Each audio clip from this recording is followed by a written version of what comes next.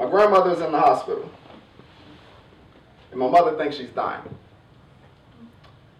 My mother's a nurse, and she has been for about 20 years, so if anyone knows, she does.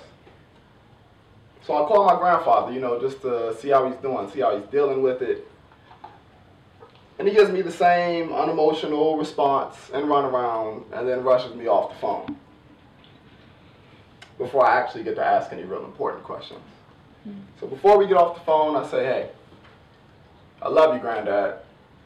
And his reply, verbatim, thank you. Right? Thank you. As I'm hearing the words from me made him cringe. Like that awkward moment when that person that you thought you were just having a fling with says it to you. We've all been there. Oh my God. I think I love you. And you're like, oh my God. Thank you. But the words replayed in my head, and I began to wonder if I've ever heard my grandfather say that he loves me. And I actually started to wonder if I've ever heard him say if he loved anyone. And I mean, I get it. He's from the macho era where emotions do not exist in men, and we're all just made of steel and we eat nails for breakfast. But even still softens with enough heat. So if your wife of 50 years dying is not enough pressure to make you boil over, what catastrophic event has to happen to make the tears condense? Well, maybe they do. You just don't allow anyone to see them. Why as men do we run from feelings? Oh, that's right, because feelings make you soft. And being soft makes you weak. And being soft makes you like a woman.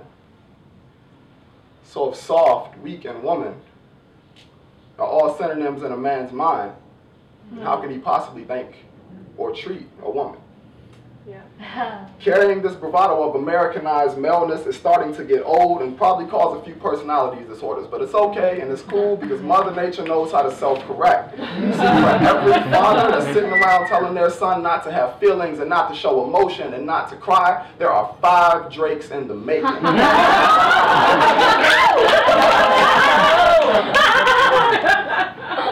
Maybe if we told our sons more about love and less about macho, as brothers we would know how to hug it out and not slug it out.